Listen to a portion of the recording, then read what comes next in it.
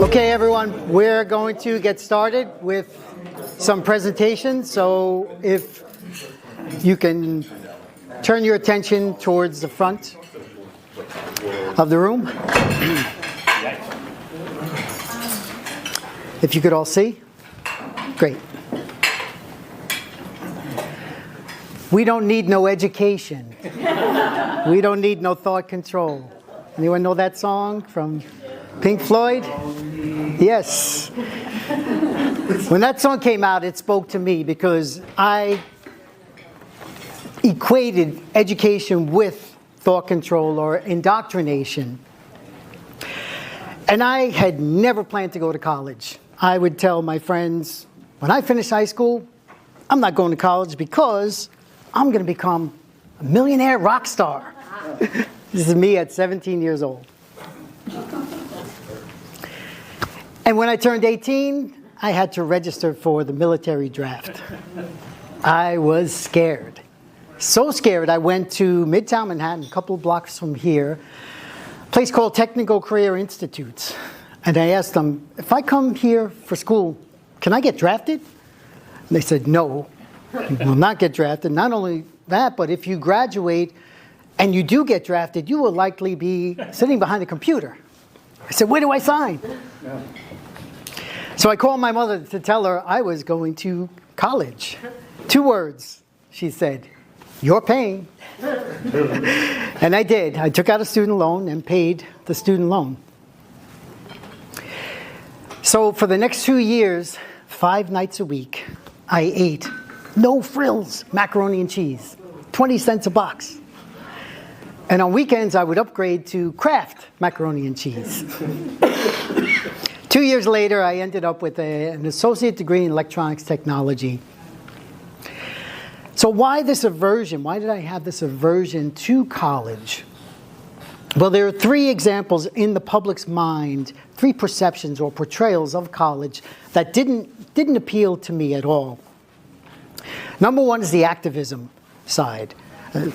And we see this clearly all around us today, where students are more likely to have protest signs than textbooks in their hands. And I wanted no part of that. Number 2 is sports programs. Millions of dollars, millions of fans flock to see the March Madness and the bowl games, college bowl games in football. And when you hear these athletes interviewed, you think, are they really college students? No. And then the third one is the party atmosphere, the spring break, the Girls Gone Wild, and the Animal House just portrays college as a 4-year drunken party. This appeals to a certain type, but yes, some are here, in fact. But what is the purpose? It makes you, if you take a step back and ask, what's the purpose of college, of getting a good education? And I think of it as to gain the skills and knowledge necessary to achieve your real-world goals. So there's a practical aspect to it. And if we think in today's culture, fortunately, entrepreneurs are held in high regard. And usually they have a vision. That's one thing in common entrepreneurs have is a vision. But I think there's 2 aspects. There's 2 character traits that they have that is really essential.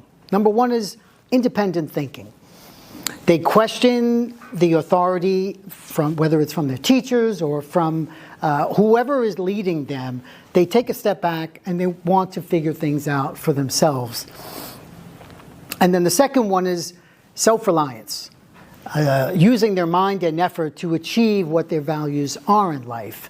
And if there are colleges that can set up students while they're in that period of their life to become independent and to become self-reliant, this could make them flourish like you wouldn't imagine. So in my case, even though I didn't go to college, self-reliance and independent thinking were part of who I was, how I was brought up. And I'm fortunate in that sense. So I want to move on to 3 educators who also saw self-reliance and independent thinking as staples of their methodology. And the first one is my dearest Carrie Ann Biondi, who taught philosophy at the college level for 25 years. And when Marymount would, the graduations they would have at Lincoln Center, right near the fountain, every May, it would be gorgeous. I would go there with her and meet the students.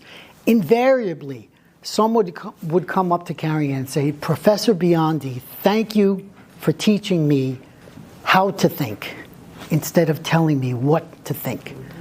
In other words, thank you for educating me and not indoctrinating me. Unfortunately, in 2020, when everyone went woke, all indoctrination all the time, her college did that as well. And Carrie Ann said, it's time to shrug, I'm quitting. And she walked away from academia. And since then has been working in the liberty space, providing doing intellectual work in the liberty space, but also writing curriculum for a college we'll get to in a moment. The second one is perhaps the greatest educator, one of the greatest educators. It's a small picture, but this is Maria Montessori. I can imagine people know who Maria. Anyone study Montessori method? Was anyone brought up, raised with the Montessori method? Well, instead of, in her case, instead of lumping 30 kids in the same classroom who have one thing in common, they are the same age, Maria Montessori goes by their pace and by their interest and leaves them to go and discover the world, things in the world, by themselves. And this is phenomenal, and this brings up independent thinking and self-reliance. If we look in the broader culture, people who have been trained in the Montessori method, we have Jeff Bezos from Amazon, we have Sergey Brin from Google, Beyonce, and Now we're talking. yes, okay. Beyonce and Taylor Swift, yeah, billionaires. Female billionaires were trained, and even going back in the past, Anne Frank and Thomas Edison had his children study Montessori method. And that brings me to the third person who ran her own Montessori school for 27 years. This is another educator slash entrepreneur. And what she did after that, she went to, because Montessori is usually younger ages, up to like 6 years old, then going to adolescence, holding summer seminars and reading the great books and traveling to different parts of the world, learning about Western civilization. And that's where she reached the point where, okay, now I'm ready to take this knowledge and put it on the college level.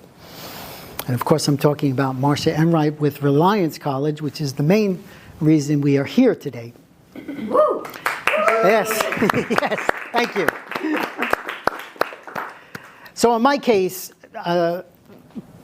those two things, whether it was independent thinking and becoming self-reliant, they helped me in my business career. In the arts, I worked, writing and speaking and coaching. So, and now, even though I still only have an associate degree in electronics technology, I'm focused on having Reliance College grow as much as it can, because it's an organization that this culture certainly needs. We want to bring some enlightenment back into the culture.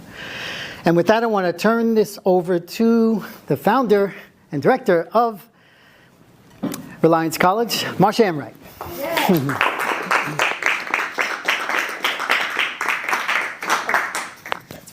Well, thank you all for coming tonight. I really appreciate your interest and your support.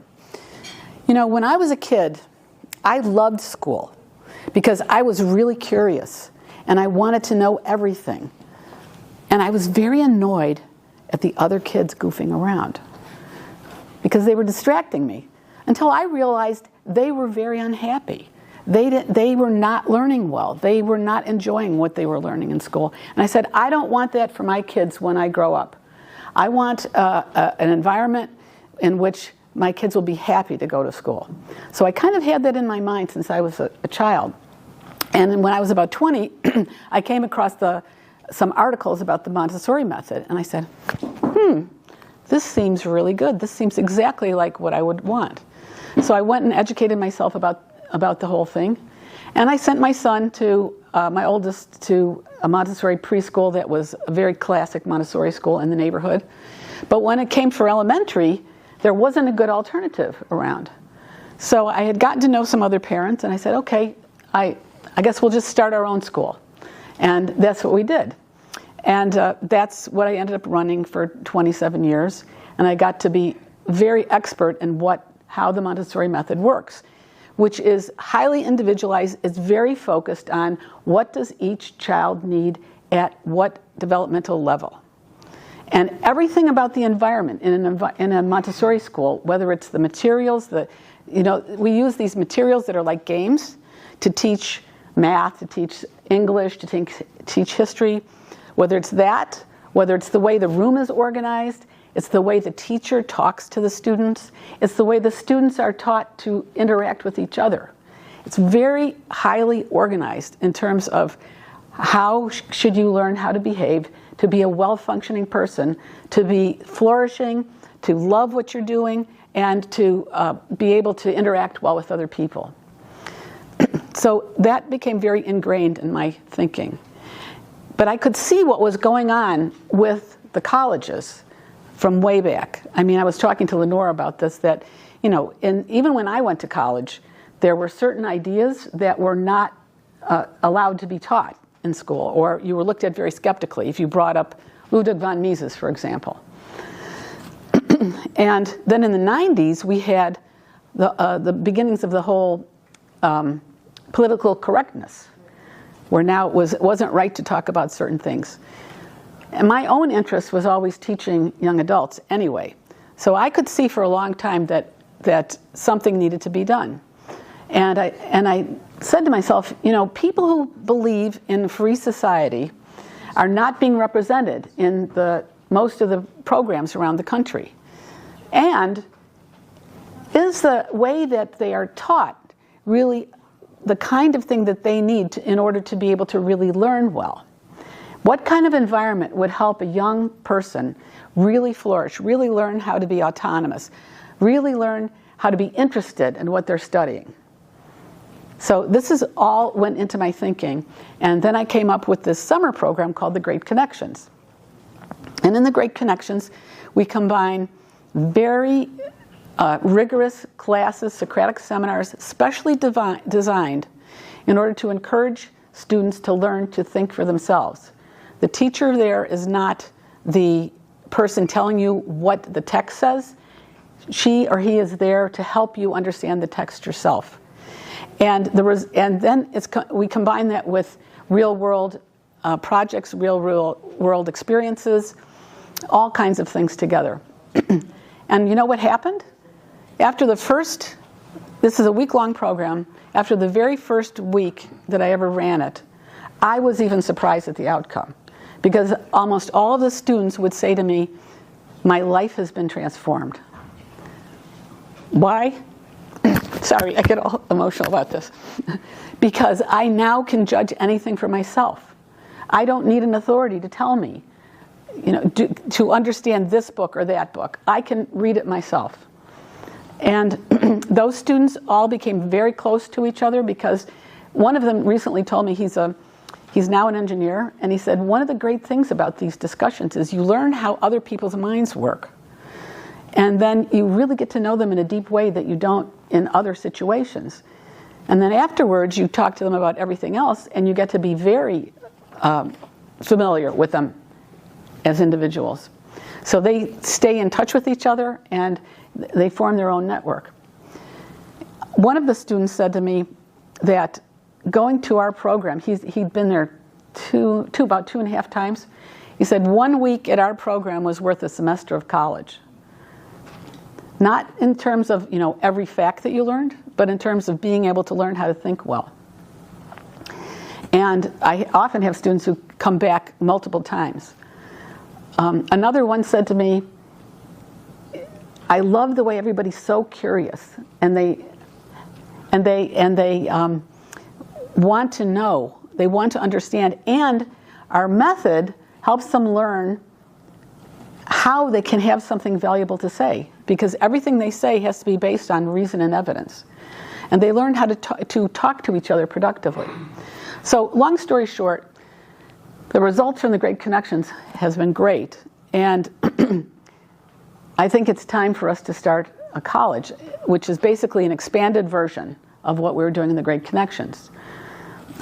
This program that we're going to have is a very rigorous liberal arts program. Now, most people, of course, the term liberal arts has been quite trashed these days because of the way that it's been used in so many of the colleges. But liberal arts is originally from the idea of what does a free man need to know in order to navigate life? What are the ideas? What is the history? What are the skills that they need in order to be effective in whatever they're doing? So we're going to have a very rigorous liberal arts program. Carrie Ann and I worked on the curriculum together. It's all question-driven. And in the Montessori tradition, it's very oriented to how did different disciplines arise. Because, you know, Brian here, I'm sure, is interested in mathematics, but there's some people that aren't interested in mathematics. But if they find out, well, what kind of problems were people trying to solve when they came up with mathematics, that's going to be a lot more interesting, because we want to keep all of the knowledge related to the real world. And somebody else might really love English, but maybe you don't love English. But if you connect it up with, well, why were people even writing things? What do stories do for people? Why is it important?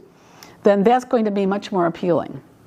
So we're having a very specially designed, rigorous liberal arts program combined with each student every year will be doing a real world project in an area of professional interest. And we're going to connect them up with very accomplished mentors in order to help them navigate the whole problem of how do I find out about this profession? How do I figure out what a problem is in this profession? How can I find a solution?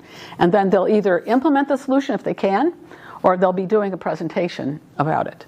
And they can try different professions in the 4 different years, because, you know, sometimes you think you want to be an accountant, and then you start doing it, you said, no, I really don't want to do it. Or I've known people who want to be a graphic artist, and then they major in that, and then they go for their first job and they hate it. And you don't want to get in that situation, right? So this is kind of the substance of what we're doing. And you know, do you think that the students that are at college today are really curious? Do you think they're enjoying what they're learning? Do you think they're learning to be independent?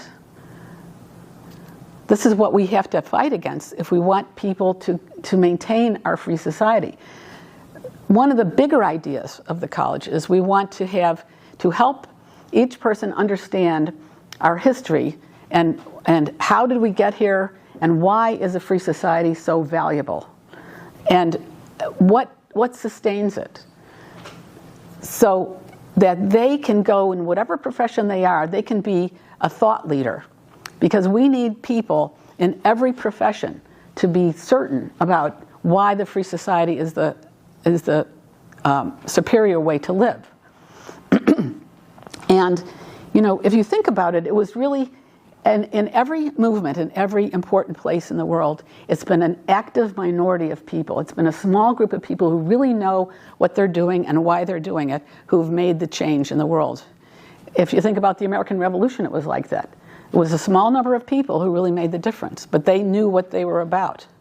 So this is the bigger picture of why I want to create Reliance College. What we're aiming for now is to try to open in 25. We need to raise about $2.5 million in order to get everything started. And in the first year, we want to raise $10 million to keep growing and growing. What we'd like to see is start with a small college, keep it for a optimal educational environment, keep it as a small college, but if to have a bigger environment, to have multiple small colleges on the same campus, like an Oxford and Cambridge setup. And I'd also like it to be a cultural mecca for people, because there's a lot of us who would love to have more dinners like this, right? Be able to talk to each other, have a place to go where we can enjoy music together, where we can enjoy art, we can enjoy plays, we can have lectures from great people from around the world. And so I'd like it to be a cultural mecca. And then the third idea is that I want to start a continuing education program almost as soon as we start the college, because there's a lot of people who retire and they don't know what to do with themselves. And they want to find their next career in life, whether it's helping young people, whether it's being mentors to young people, whether it's starting a new business. And our program can help them do that. And then they can be good supporters of the program because they'll have a great opportunity, a great experience. So this is my vision for it. And we're going to be laser focused on what kind of learning environment helps a person develop autonomy and are independent. So that's kind of the overall picture of it. And I'd love to answer any questions if you have them. How do students find you? Well, we have a lot of connections with different people, but also we're going to do a marketing campaign in kind of classic ways. Oh, one thing I failed to mention was we did do a classic market test. We hired a company that does this where they test for the viability of products. And what you do is you have a description of the product, you come up with a questionnaire, and then you look for your demographic and you ask them, what do you think about this project and this product? And normally, if a product gets about 40% of interest in a test like this, it's considered a product to go to market. Well, we got an 82% interest. So we know that there's a lot of interest in a new form of a college out there. I do have another question. Would people live there? Or Oh, yes, I'm sorry. Yes, it would be residential because, the young kids, they really need to learn in person. They have a lot of social skills they need to learn. And of course, nowadays, especially since the pandemic and all the problems that are going on, Lenore was working on the book about, with Jonathan Haidt, about the obsession with phones, and people can be at the same table having dinner and they're texting instead of talking to each other. I read an article in the journal not too long ago where young employees were having anxiety attacks about going to lunch with each other because they weren't used to it. So they really need it in person. And they love it. When you have the right environment, they love it in person. So the Montessori method has been well through in this years. What I've seen in the school choice world is that some of these schools are just amazing at getting no government support. I understand that we have to have that. But at the college level, are there any, or would there be an analogy to a college that's used this sort of discipline that has been successful? No. Question? Oh, his question was, is there another college that's used the Montessori philosophy at the college level? And my answer is no. But there are high schools that have been started. So it's kind of a gradual development. She had an understanding of, one of the brilliant things that she discovered was that you learn in different ways depending on your level of development. So if you're a very young child, you need to be very sensory motor. And then when you get to be about 6 years old, you start thinking about questions like, oh, how is the world here? And the bigger questions. And you become more and more abstract as you get older. But your concerns are different depending on what level of development you are. And when you're a young adult, you're trying to find out what is your place in the world. How does the world work? How do I think I should live? How should I live with other people? How do I know things? How do I know what's right and wrong? And what am I going to do with myself? What kind of place do I have in the world? And that's very important to help them be able to discover that. How will it be different than a place like St. John, which is also a great books program? St. John's is great. I don't know if anybody who knows about them here. Our daughter went to St. John's, and it's an all great books program that you learn. And great books are the set of books that are considered the most influential in the world, starting with the ancient texts. Now, why do you study great books? Because their ideas are the ones that are still influencing us today. Their ideas are the ones that created the world that we have right now. And so the students that go to St. John's get a fabulous liberal arts education, and they really learn how to think well, but they don't get much work in the professional area. So we're trying to balance that with this other idea of having real world work. And also within the teaching, to always be asking ourselves, what is the connection between this group of ideas and what's going on in the world in my life? So the Crystal Ray system in high school has that blend of all their internships, but all of that. Any thought of getting businesses also involved in your business? Yeah, absolutely, yeah. Well, we have a list of people who want to be the mentors, and I want to expand that, especially because the more expert somebody is in something, they can bring a lot of knowledge to the students who are trying to understand the world and trying to figure out their research problems. So, yeah. How many students are you expecting? Well, we're looking to open with 50, and then about 1,000 is it's on the edge of the most optimal learning environment. So, you'd want that. Yeah, one of the things that I think you're focusing on is the methodology. I spent some years as a trainer of trainers and going to universities like Francisco Marroquín in Guatemala. Excellent content, but the teachers were wedded to the lecture. And it's very different. If you're just lecturing to somebody, people just sitting there, hoping that it will get in, as opposed to methodology, where people question and they develop critical skills. That's how you teach how to think, as opposed to what to think. And I think a lot of universities and a lot of colleges that may have similarities in terms of content don't do as well, don't do the job as well. And I think that's why I'm excited about what you're trying to do. I know that Carrie Ann is deeply Socratic dialogue, as I am. That's a huge difference.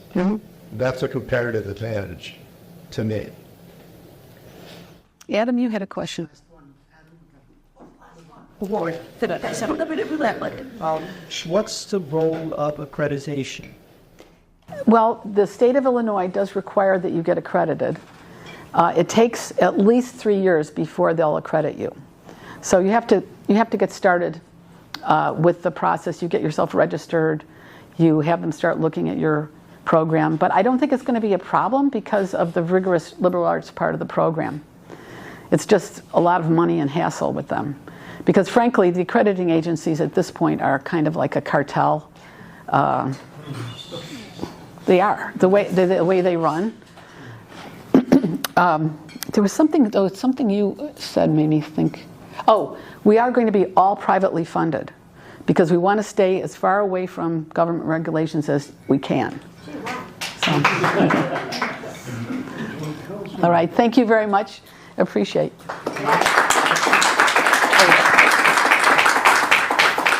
This is my intro. Okay. Sorry. I have my own. Yes, but that includes these. Very short. Nothing else. Yeah, okay, so on to the main event. But I have to. On to the keynote. How's that?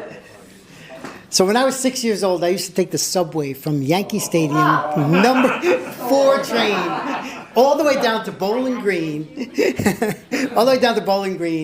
and look at the Statue of Liberty on summer days and come all the way home. Now, I'm number 8 out of 9 kids, so my mother just wanted us out of the house. That was just it, doubleheader Yankee games, and sent me to buy the Village Voice every Wednesday, and these things were just, that was who I am. So I voted her world's best mom. Fast forward a couple of generations, and someone else who loves her children just as much was voted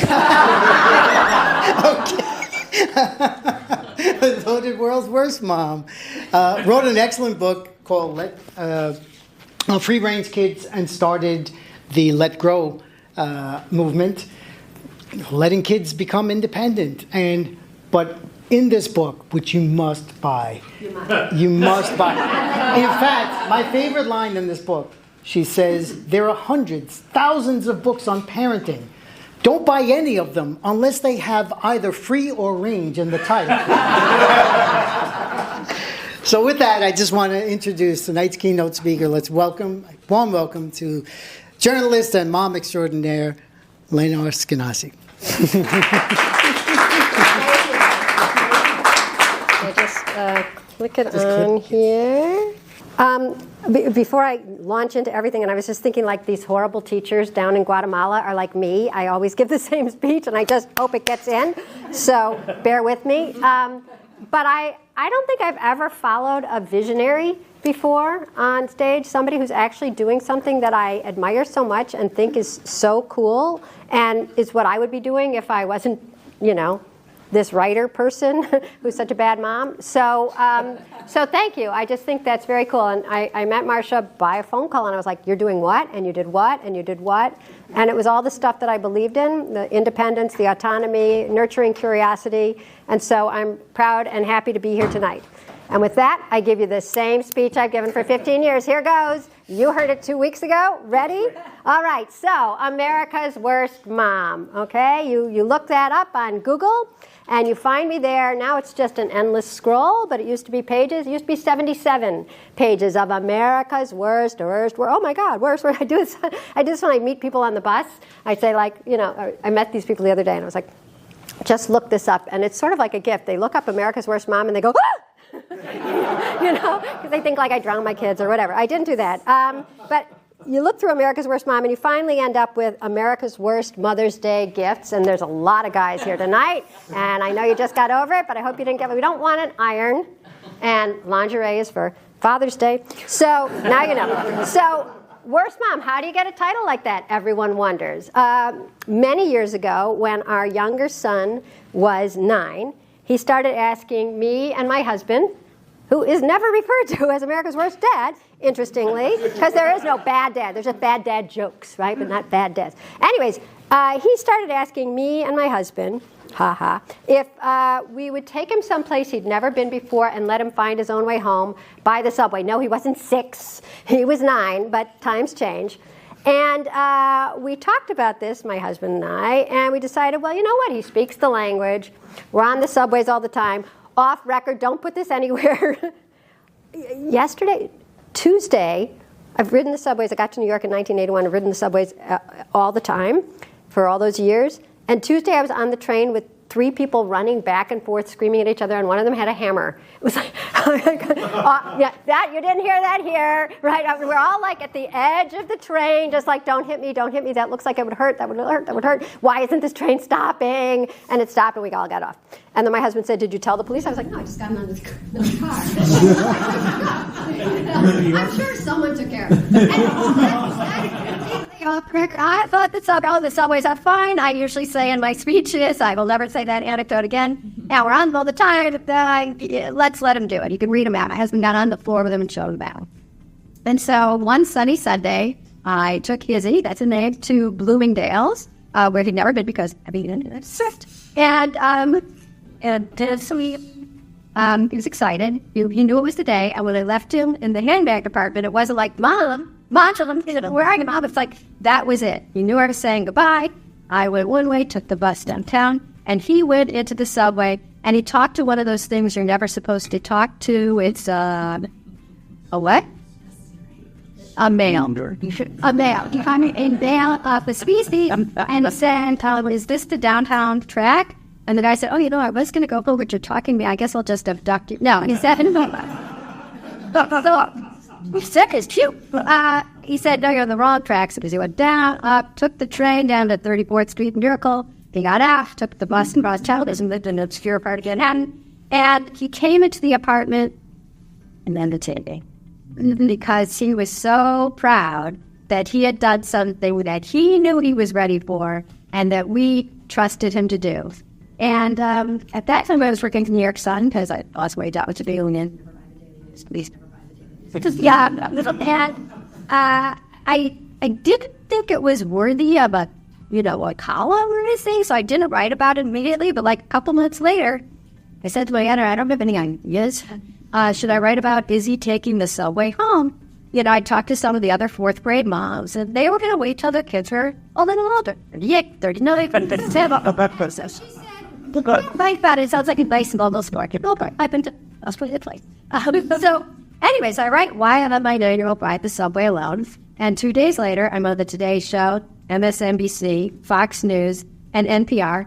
Fox News and NPR, like Stormy, and like, who haven't got those? And it's often fun, but sometimes it's weird because they're joshing with you. Sometimes Izzy is with me, sometimes it's just me. And it's like, oh, was it fun? Oh, it was a great time, blah, blah, blah. And then at some point, the interviewer would get very reluctant, which you knew meant like going in for kill. And she would say, or he would say, but Lenore, how would you have felt if he never came home? Right? Yeah, that's exactly it. First couple times you do that. Then you're like, I know. You're going to ask how I never. And my answer was always like, bad, bummed. Wow, what a waste. Food, all the Hebrew school, tutors. He was so slow. Why do we worry? We shouldn't have worried. No, wouldn't have mattered, right? So we have a spare son at home. He's older. He's going to do better. So taller. So the point is, I never had a good answer, and it took me a long time. Like about 4 or 5 years later, I finally realized why I didn't have a good answer, and the reason was because it wasn't a question. You know how I would feel, so why are you asking? And they were asking because my crime was trusting my kid to be separate from me for a certain amount of time and make his own way in the world. And you're not supposed to think that way. You're supposed to always be going to the very worst case scenario first. You're a psychologist, right? You're always supposed to be catastrophizing. I mean, that's what our culture is making us do. And think about that horrible eventuality and then decide, I just won't do it. And if you don't think that way, that's a crime in our culture. So New York Sun went out of business. Newspapers always break your heart. That's what Dennis Hamill said. So I had a lot of time, and I decided I would start a blog called Free Range Kids. And I will tell you that all I did for the next 10 years was write that blog and give this exact speech. But then, thank God, about 6 years ago, who should be talking to each other but Jonathan Haidt? Let's just pause. Jonathan Haidt, he is the greatest. He's number one on every list. And was talking to Daniel Shuckman, who is also fantastic. Does anybody know Dan Shuckman? You guys don't? He's so great. He's like integrity embodied. He was the chairman of FIRE for 10 years, the Foundation for Individual Rights and Expression. Daniel Shuckman. Oh, okay. Anyways, he's great. So Dan, busy fighting for free speech on campus, is talking to John, who was worried about the monoculture on campus, which I think everybody here is worried about. And they were talking about, safe spaces and trigger warnings and canceling, and it's like it all had to do with fragility, with kids feeling like they shouldn't have to deal with something that made them uncomfortable, or ideas that they didn't approve of, or people that they didn't want to see or hear. And it's like that seemed to both John and Dan that that's sort of what college is about. And if you don't like somebody, you go and you raise your hand, don't raise your hand, about, that's a bad idea, or I read something that's the opposite. And so they said that when they're dealing with this issue on campus, it's a late stage intervention. These kids are 18, 19, 20. Wouldn't it be great if we could raise up kids who were more open-minded and ready for the rough and tumble of new ideas and less fragile, less anxious? And so John said, well, I love free-range kids. Why don't we start a nonprofit with Lenore? And so they came to me and said, Lenore, why don't we start a nonprofit? And I'll spare you the details. Like, no, I don't know how to run anything. I'm a reporter without a job. Okay, I'll do it. And I said, but we have to bring in one other person, and that was Peter Gray, who is a professor at Boston College. Do you guys know him? Yeah, you know. Yes, right. Vanessa knows him. Who has spent his life studying the importance of mixed-age free play. And now today, when you hear John always saying we have to go phone free and playful, the playful part was really influenced by Peter Gray's writing. So together we founded Let Grow, which is a nonprofit dedicated to making it easy, normal, and legal, imagine that, to give our kids back some independence and free play. And before I tell you all sorts of other stuff, I'm going to have you divide into like halves of tables and think about this, because we're really thinking about independence as a kid. What did you do? What did you love doing as a kid? Think back, maybe far back for some of us, maybe 2 weeks ago for you. Think back on something that you loved doing as a kid that you don't let your own kids do. Or if your kids are grown or you don't have kids, that you don't see kids doing anymore today. So like divide yourselves like 3 and 3 and talk for, I'll give you about 4 minutes. Okay? What did you do that you loved that you don't see kids doing today? Well, if you have kids who are young, that you don't let them do. But if your kids are too little or too old, that you don't see kids doing.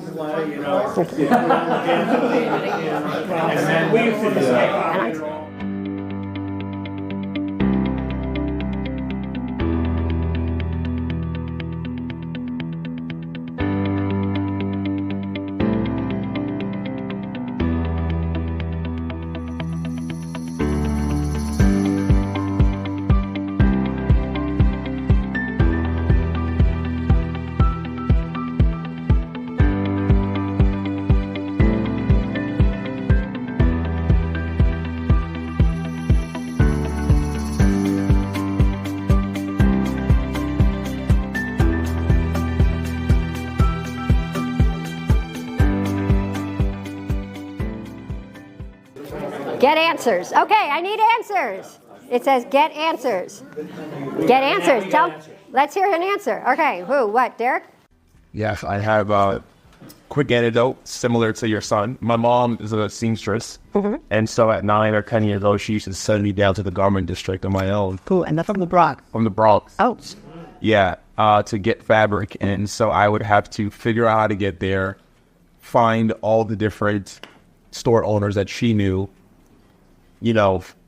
ask them for their phone to call her so we can figure out the long list of how many yards. Yeah, and so I would go back home lugging maybe 70 pounds of how old? 9 or 10. Oh. Well, here, what do you weigh? And I weigh 50 pounds. And I weigh 50 pounds. So, I don't necessarily know if kids that young are doing that. I mean, similar to your son, I don't know. I think that, like you said, the world has been amplified to be much more scary than it is. I still believe, even in New York, if you ask someone for directions, they'll be kind enough to give it to you, especially if you see a child. Right. And so I think, again, I guess very similar story to your son. But. No, that's a much different story. You had an actual job and you were going further. You lived in the Bronx. I mean, that's very cool. Really cool. All right, who else? If not, I'm going to have to point to Mr. Cemetery. What'd you do? Well, you want me to tell that story, or? I want the cemetery story. Okay, yeah. Well, because after high school, my mom just expected me to go out and play with friends and just be ready for dinner by a certain time. And so we go about 20 minutes away, basketball court, handball, paddleball. But then we quickly got bored of just those activities, so we found a cemetery on the boulevard, and we played tackle football there. Miss Abrams was the touchdown. Oh my God! So when I got to one activity, I never showed with my mom because she would have been absolutely mortified. Like the fact that she didn't have freedom. So like, show up with dinner, and clean your head empty. It prepared me then for homework and everything else that came afterwards. But it's just a period, several hours. Freedom. That's like the theme of the night. How about another story? How about a girl story? All 3 girls. What do you want? I hang out in libertarian circles. I always tell my single girlfriends, go to the libertarian events. Right? You'll be fighting them off. You might not want it, but they'll be fighting them off. So, any story? Climbing trees. Climbing trees very high and alone. Vanessa? What I told was the story when we were bringing Let Grow to Wilton, and I was heading it up and making it happen and asking my 4th grader what she wanted to do. And she said, go to town on my own. And I said, no, you don't do that till 6th grade. Thanks. And then I realized, oh my gosh, I dare you to do. Really, my shoes. So it was, she did it and loved it. And, Cool.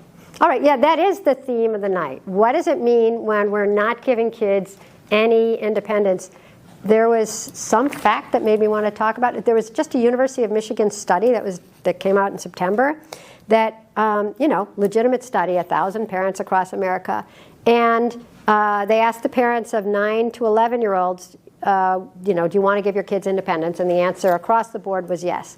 But then they asked certain things like, would you let your kid play at the park with a friend? And the majority of the parents of 9 to 11-year-olds, said no. Would you let them walk to a friend's house? Majority said no. Trick or treat? 15% said yes. Trick or treating? Who's it for? Who's supposed to be trick or treating, right? And then the one that the killer fact is that 50% of these parents of kids 9 to 11 would not let their children go to another aisle at the store.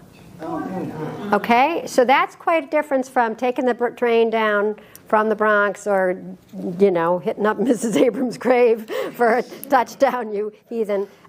So I wanted to figure out, how did we get to this point? Because I remember when I was a kid, oh my God, and I was a kid anecdote, but we walked to school at age 5, and that was just normal. And my mom, who'd quit her job to be a stay-at-home mom, back when they stayed at home, actually thought that was fine, right? And she didn't know where I was from, goodbye in the morning till 3:30 in the afternoon. And when I walked to school and I got to the corner, the crossing guard was a kid. Yes, it was a child. And the weirdest fact about this is that my crossing guard, I married him. And everybody goes, that's what we're afraid of, But I'm like, no, I didn't marry him then. Right? And he wasn't 30. He was a 10-year-old. I was a 5-year-old. And we figured this out years after we'd been married. It's like, oh, you were the guard at that corner? That was mine. It wasn't like I'd stalked a man in a uniform. So, But back, who did they trust? They trusted a kid with all the traffic stopping power of a sash. An orange sash. That's going to do it. But back then we still had the notion, and I would say the realistic notion, that children were people, and that has disappeared and been replaced by this idea that they're just sort of fragility on legs. And so once I started the Free Range Kids blog, people started writing to me, telling me stories that I didn't know from around the country. Like one woman said that her kid was a Cub Scout, and somebody came in and demonstrated whittling. Why do you become a Cub Scout? It's to carry a knife, really. And after he did the demonstration, he gave each kid a stick and a knife. No. Not a knife, no, because a knife's not funny. No. Huh? Plastic knife? Oh, that's a good one, but that's not what they did. He gave, Ball. A what? Ball. B-A-L-L. Oh, no, really. It's like, well, so much for whittling. We never want you to do that, right? They gave them potato peelers. Potato peelers, which is terrible, because you can't whittle with the potato peeler. You would be going like, I can't make this totem pole. I've been working on it for years. And also, when I peel potatoes, there is blood. Right? There's nothing good about a potato peeler, even if you're peeling potatoes. So then another mom said that her daughter was a Girl Scout and they were still allowed to toast marshmallows, but they had to have one knee on the ground. Do you remember why? Oh, good. Why? So they don't fall into the flames. All those immolated little... why do you think they call them brownies? I have another joke. I got my Joan of Arc badge, but it just wasn't worth it. So the idea was that these are things that you join the Scouts to do, and they'd suddenly become too dangerous. But because you get to be my age, and you think, oh, everything was great in the old days, you had to have proof that something seminal had changed and really become odd. And so I got that smoking gun when somebody said to go get the DVD set called Sesame Street Old School. And the first volume is CD. Now I can't even tell it anymore because people don't look at CDs. But imagine there was a CD. So and you don't have to imagine it because I got it. And it shows you 69 to 74 highlights from Sesame Street. And you see stuff like, kids playing follow the leader, and the leader is not you. The leader is another kid. And you see them in a vacant lot, and they're balancing on a beam, and there's no mulch chips underneath. It's just like ground. And they go through one of those giant pipes, and there's no homeless guy in the middle because it's PBS. And then they come out on the other end, and it's just all this cheerful stuff. You see the little girl walk down Sesame Street and talk to a guy in a garbage can, and then somebody else who's like a cookie addict. And anyways, you see all of this, and it's sunny day, everything's A-okay, except for the warning that appears on screen at the beginning. And it says, the following is intended for adult viewing only and may not be suitable for our youngest viewers. And I'm like, that's creepy both ways. Mr. Hooper, why are you watching? Oh, I just like the children. It's just a strange thing because Sesame Street was not random Super 8 videos from 1969. It was a halcyon childhood, created by Peggy Charon and the Commission for Children's Television and psychologists and viewers like you. And so why did that become something bad for children to watch when it was created for children to watch? What had changed in our culture that made us so terrified of the idea of kids doing anything on their own? Well, I had a lot of time because, as you know, the New York Sun went out of business. So I decided to research how we became so afraid for our kids. And I'm going to whip us through the 4 reasons. The first thing that we have to blame is the telephone? That's older. Oh, right. I was like, yeah, those telephones. right. And the operator, she's the worst. The media. Right, because the media really changed in the 80s. We got cable television, we got a 24-hour news cycle, and we had the death of Adam Walsh, which was tragic. And he was taken from Sears in 1982. But then there was a special done on him, a 2-night special on television. I don't remember what channel. And it broke all ratings records. And at the end of that special, they showed these other missing children. And that's when we started getting the missing children obsession that has yet to let up. And in 84, they put the kids on the milk cartons, and it was, have you seen me, and missing, and they say, it's like, and it never said, asterisk, I was taken in a custodial dispute between my divorced parents, which is what the vast majority of those kids were, or they were runaways. But we started thinking the kids were being plucked off their bikes right and left, and parents started becoming very afraid to let their kids outside. So I tell you this story because we blame the media, because it allows me to tell you an interesting story. 1 second. Oh, I'm such a mess. Anyways, so somebody wrote to the blog and said, Lenore, did you watch Law & Order last night? I'm like, no, I can't. My husband has wired the TV through the plant and the light and through your drink. It's just, and the toaster, it's just impossible. He has 5 remotes. I didn't watch anything because I can't turn on the TV. Now you know. So I said, no, I did not watch Law & Order. And the person wrote back, you must get a copy of Law & Order. And this is where my older son finally, Maury, he calls himself the control group, Maury finally comes in. And he does. So I said, Maury, can you illegally download me, ironically, Law & Order? And he said, sure. I was like, how come he knows that so well? But he did. So I'm watching this episode of Law & Order. And here's what the plot was. There's this adorable 9-year-old-ish boy who comes up to his mom and says, Mom, can I take the subway by myself? No. Yeah. And the mother goes, no. And I'm like, I would never do that to anyone. No, it's so embarrassing. No, you can't. You're too cute. Or whatever. You can't. I'm too worried. I'm too nervous. And she's knitting him like little mittens and a scarf. And he says, no, Mom, I got to go. I'll be fine. I'm like, you won't be fine. You're on Law & Order SVU. Wrong.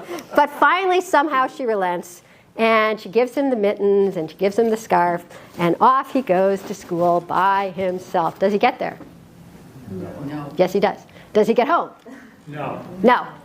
All right, what do they find on the ground? The scarf, of course. No. No? Mittens. One mitten, right, right. It's a teddy bear mitten. I don't know. The swing was occupied, you know. So yes, they find one mitten on the ground, and that's that sad story. Although, can you guess who killed him? Just think about like mashing up every terrible story together. There's bullies. I'll just tell you, bullies, beautiful blonde bullies, the most common kind.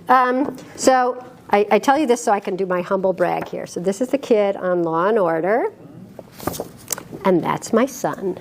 Oh my God. Oh my God, what? Right. What are you going to give Reliance College to see the picture?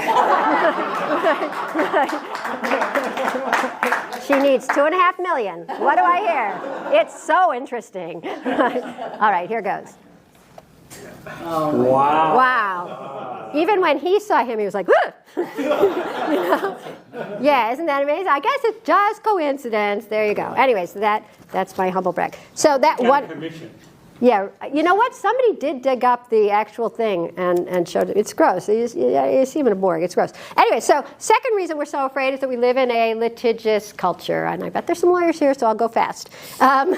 When you live in a litigious culture, you start thinking about things like a lawyer, even if you're not a lawyer. And so everything starts seeming pretty darn dangerous. So in Richland, Washington, they got rid of all the swings in the school districts because, said the superintendent, it's lucky that ours is gone, they looked at a list of playground equipment, and swings are at the top of the list for dangerous. And I'm like, yeah, because you got rid of the merry-go-round, right? And you got rid of the teeter-totter. So there's something that has to be at the top of some list, right? So the swings are there. Now they're off, and the slide is like, you know? And the jungle gym is like, the slide heats up like a frying pan. And I think, like, first they came for the teeter-totters, and I said nothing. Then they came for the merry-go-rounds, and I said nothing. Because eventually you're going to have, like, what? Let's go out and play on the lump. You know, this is great. No, it's my turn to be king of the lump. No, I'm king of the lump. So when you start thinking like a lawyer, everything seems too dangerous. And afterwards, if you want to talk to me, I think I brought my favorite list, which is, well, never mind. I do have a list somewhere of 4 pages of playground recess regulations from the Montgomery County, Maryland public schools. And I'll tell you my favorite one anyway, which is students must use opine thumb and fingers to play on monkey bars. And I'm like, what were they using? Wow! You know, like I tell you, I mean, my real impression is that we don't think of children as human anymore. Okay, so there's the lawyers. Then we have expert culture. And experts are there to tell you you're doing it wrong. You're too stupid to do it right. And for this, I need a brave volunteer who is willing to be my child, like this, running around the ground, as we take instructions from a parenting magazine's Hug How To. It's a hug how to. Ray, come here. Right. You made eye contact. I made eye contact. Right. Perfect choice. So I'm supposed to, okay. There you go. Right. All right. So here, let's read about how to hug, because obviously this is something you need a little expert advice on. Okay, go fast and be hard for me to catch. Trying to catch your little one in an embrace may seem a daunting task. It sure is. Oh my God, Ray, you're too fast for your old mother here. Oh my, you are kind of fast. Faster than many. Okay, but I have to hug you. Why? Because hugging has more benefits than an expression of love. Meh. It boosts your kiddo's self-confidence too. Hugs show children that they are loved and appreciated. Not because of something they did, but because of who they are. Wait, you keep getting. But how? How, Lord? How am I going to hug my child? Oh, look, instructions. The perfect formula? Question mark. Get down on your little one's level and wrap him in both arms. Here we go. Oh, wait. With chests touching. Oh my God! Let's try it that way, Ray. What do you think? Oh, that so works much better. It's better. Yes, it's so warmer, much better. and it doesn't hurt my back. But Exactly. how long? God, how long? It says try to hold the hug for about 3 seconds. 1, 2, 3. 3. Okay, yay! Off you go. Because any longer than that and your kid will kill you. No, it says any longer than that and your child will, your little bambino, because you got to make it cute, will be wriggling away. Wriggling away after that 3 seconds. Enough is enough, right? You're a psychiatrist, right? Enough's enough. Enough with the mother love. You're smothering me, Mom. Get away. So the experts are there to tell you you're doing it wrong. And if anybody wants to be amused later tonight, I have more parenting advice from other magazines. How to help your child learn how to not drown in the shower. Not the bath, the shower.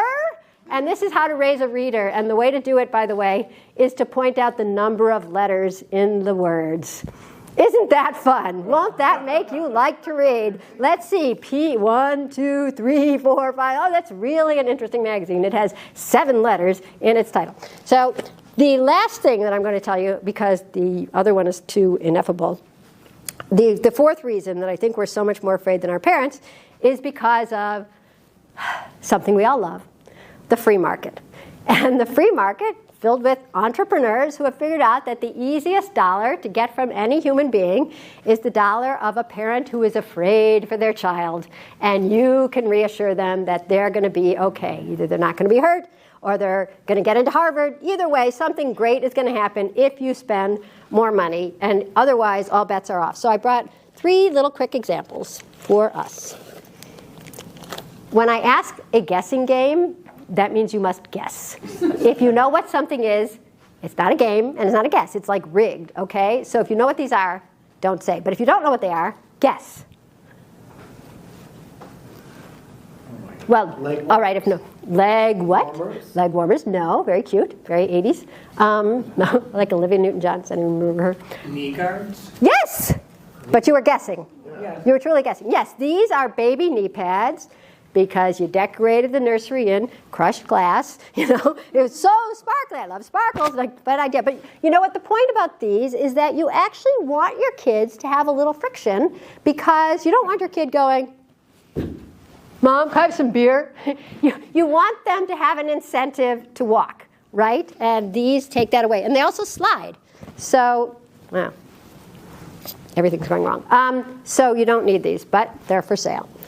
This is my favorite object. It's almost sacred to me because don't look at that one. These are table toppers, okay? They're disposable placemats. We should have had some tonight, Marsha, right? And they are eco-friendly, except for the fact that they exist. And here's what they do. These disposable placemats provide on-the-go protection from germs, dirt, and cleaning chemicals on restaurant and food court tables. Wait. They provide protection from germs, dirt, and cleaning chemicals. So if you get to the food court and you're scraping off last night's, whatever we just had, mushroom salad, you know, thank God you got a table topper. But if you get there and it's sparkling clean and lemony fresh, thank God you've got a table topper. So what I love about this product is that it tells you that your child is in danger no matter what. Clean or dirty, your kid needs something that nobody has needed since the beginning of time. But here you have it. And the last object, and a lot of you will know this now, so if you know it, once again, don't guess. What is it? Rubber ducky. Rubber ducky. It is a rubber ducky, but it's a special rubber ducky. Do you know what it is now? All right, somebody tell them. Yeah. To tell the temperature of the water. Right, right. Oh. It's the baby bathwater temperature duck. Oh. You put it in the water, and you pull it out, and if the word hot appears, then you know that the water's hot, because you couldn't possibly put your hand in, and you take it out and like, there's only bones left. There's something in the soup. It's like, not soup, but it smells like soup. But here, as long as you figured this out, I want you to read me this sentence on the back under the word caution. Read me starting here, adult. Caution. Adults should always place hand in bath water to test the temperature before placing the baby in the tub. What? Don't boil the baby. Right. So yeah, don't boil the baby. So what is the duck doing? What is the duck doing? Nothing. It's fucking with your mind, right? simple as that. It's like I thought I knew what to do. I put my hand in. It was hot, so I added boiling water. It's like you've taken a bath. You know what this is. You've washed dishes even if you never took a bath, which would be weird. And so it exists to make you think that you don't have the wherewithal to keep your child safe from one day to the next. They need all these lessons. They need all these products. They need all this extra help. And all of this has taken away a generation's confidence in their own parenting. And that leaves us with kids who are so hovered over and assisted that we forget what they're capable of, and they grow up in this very small world not allowed to grow, which is why we call it let grow. So before I finish, I'm going to ask you, think back on this playtime that you had as a kid, and tell me what you got out of time in the cemetery or on the subway without a parent watching you. What did you get from playing, being with your peers, walking to school? Just yell out some of these social emotional things that you got. How to walk around the neighborhood. Walk around the neighborhood. So familiarity, navigation, yeah. How to make change. How to make change? I used to buy my mother cigarettes. Oh, wow. Okay, fair enough. She tried to earn my own money when I was 11, babysitting and going home. You were babysitting, you mowed the lawns. You told me 2 other things you were doing. Cleaning bathrooms? And had a paper route. Right, a paper was like a large block. For my goals, to spend my... So you got self-confidence, self-actualization, money, actual money in the real world, and what? Pride. Wow. How about you? I had a paper route, and I started paying rent when I was 12 because my mother took 1/3 of how much I made in the room and board to introduce me to the income tax system. That's what she told you. Honey, you'll really like this. I'm going to introduce you. You'll be ready. Wow. Yeah, Vanessa. Joy. and Joy. fun. Yeah. Doing what? Just being out there with my friends on my own and just experiencing the freedom and peace and doing what we wanted to do, coming up with our own things. What is it? So coming up with our own things brings me back to Marcia, because you're an entrepreneur, right? You figure out what you want to make happen, then you figure out how to make it happen, and then you make it happen, and then you have another vision, and you make that happen, and then you have another vision, and here we are tonight. So if we want kids to be growing up as fully developed humans, open to possibilities, curious, navigating, making things happen, making change in every sense of the word, we really have to step back so that they step up. That's one of Let Grow's slogans. And the other one that I'll leave you with is this, that when adults and kids are together, the adults are the adults and the kids are the kids. It's only when the adults aren't there that the kids start becoming the adults. And I don't mean in a sad way, I mean in a proud way, in an excited way, in a joyful way, because you're making something happen, you're making your friends, and you're part of the world, not kept in the bubble. And that's why we have to raise free-range kids. Thank you so much.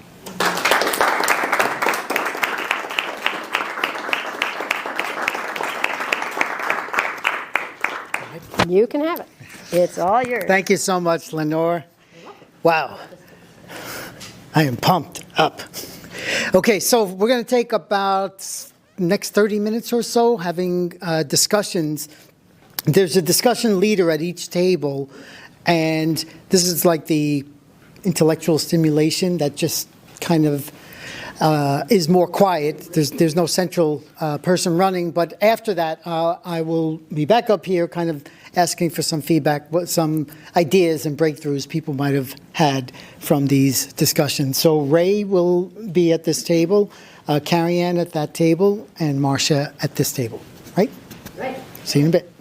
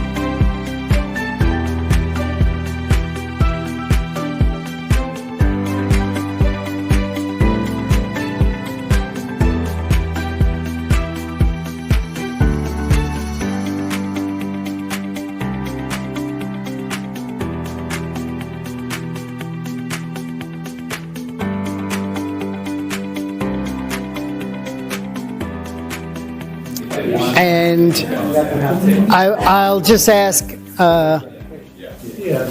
you all like this discussion? Yeah, it was good? Any takeaways, any thoughts that came out of it that someone might want to share? We had a psychiatrist at our table. Yes. Did you shrink? So what can, Ray, you were the discussion facilitator. Just, give a little report. Yeah, so we ended up spending quite a bit of time on question one. And we got through, but I think it was really great discussion on that. I think some of the factors that we identified that we spent a lot of time talking about curiosity. And how be curious, not judgmental. And the difference between being curious about a new idea versus being critical.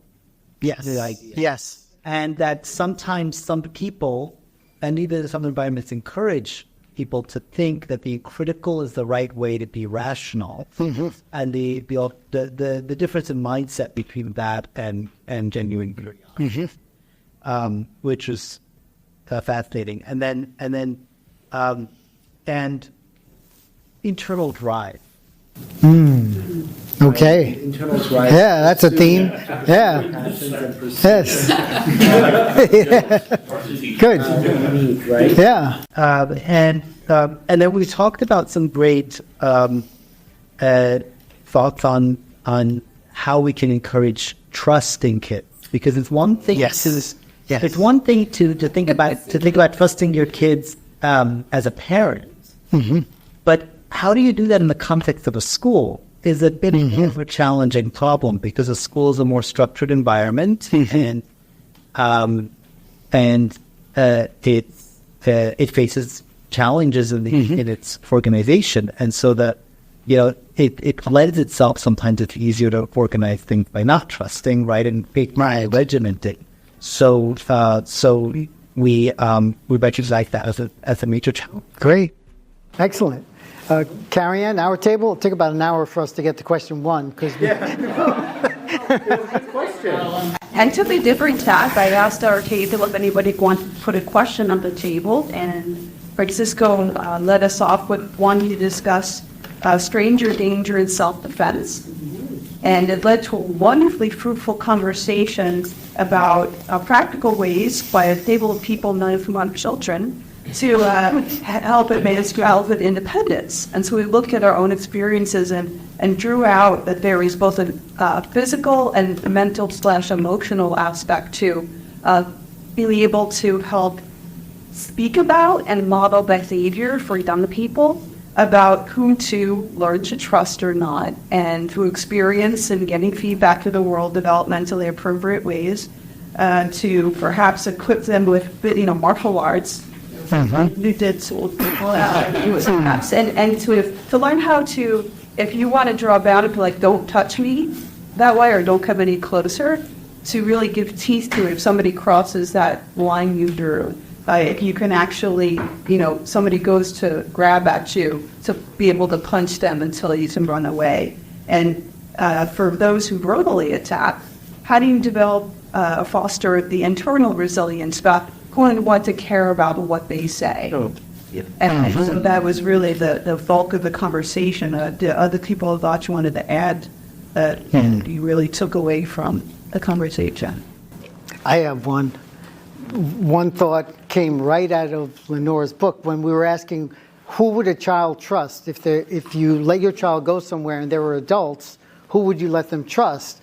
And she says, a mom who has a kid, who's like that kid, that kid's age, right? Isn't that somewhere in there? No, I say don't do that.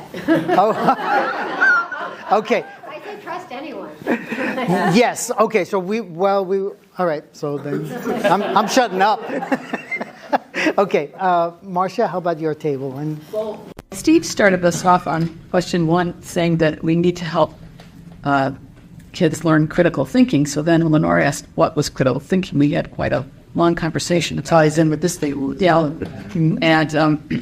and Derek brought up the fact that curiosity was very important. Whether there's a certain side of it where kids tend to start out very curious, and then what happens to them when they go to school, that it gets washed out of it. And so how do you nurture that instead? And then there was a third factor, but I was trying to remember what it was. I thought he brought another stimulus. Yeah, all these days. And how important that was, especially because, I mean, that's basically what human life is about, right? This continually changing the world, making it better by using creativity.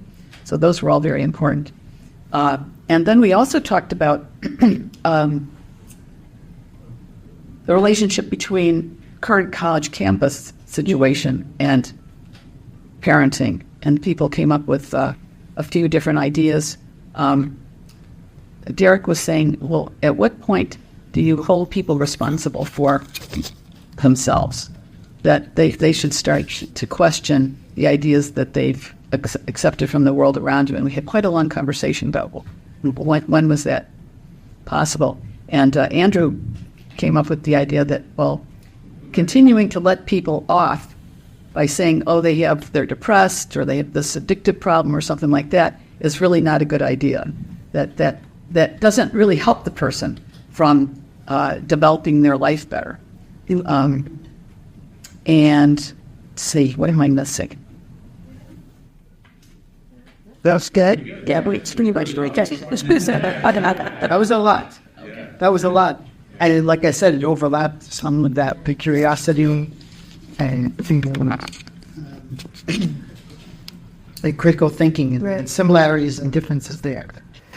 Okay, so we're done with the discussion part. We're going to try to wrap up and give you a little bit more time to talk on your own. But because I'm in development, and development means fundraising, and you've heard about that, and that's one of the main purposes we are here today.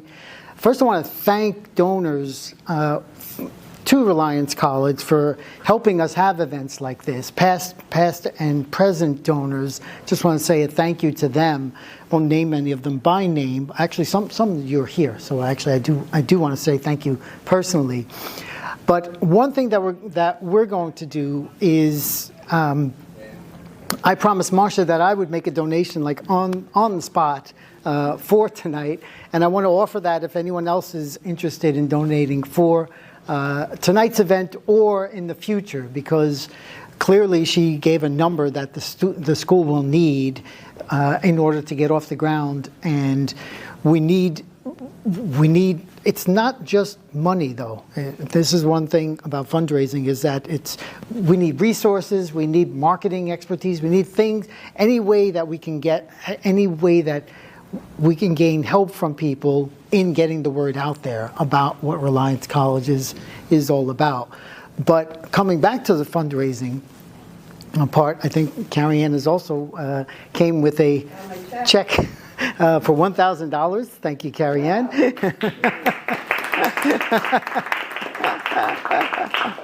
You can give it. Okay, give it to Marcia, and you can give her mine too. Yes. Yes. The backwards way. Yes. And one thing. Also on the fundraising note, I will say this. There's ways. I work in estate planning for some time, and both Carrie Ann and I have wills and or trust. Actually, we have a trust. It's more private. We don't want the government knowing what you're doing with your money. And we both have Reliance College in our trust as a beneficiary. So you might consider that. If you believe in what we're doing with this school, then just consider ways of helping us to make an impact. So I'm just going to close with that. And as I said, I want to say thank you. Actually, thank you, Lenore. You were yes. I just, your work is just so inspiring to me. Oh, Chasing Childhood, please see on YouTube. It's up there. Yes, Vanessa and Mike Hines were both here. You can find it up on YouTube. It's an hour and 10 minutes or so about childhood, and some of it Lenore asked, like, what do you, I vividly remember, what did you do when you were a kid you won't let your child do today? It's very professional and well edited. Oh, yes. I didn't do it. Okay, so with that, I'm going to say goodnight, and as I say, we still have about 10, 15 minutes more here. Maybe the Union League Club member here. I don't see any low light. Okay. So happy that everybody came here. And this is a home for Reliance, right? And I will try to spread the word to all these extremely wealthy people. Thank you. Yes. For your renting the room. Yes. It's wonderful to have you. In Chicago, too. There's a beautiful one in Chicago as well. Mm-hmm. Thank you, Steve.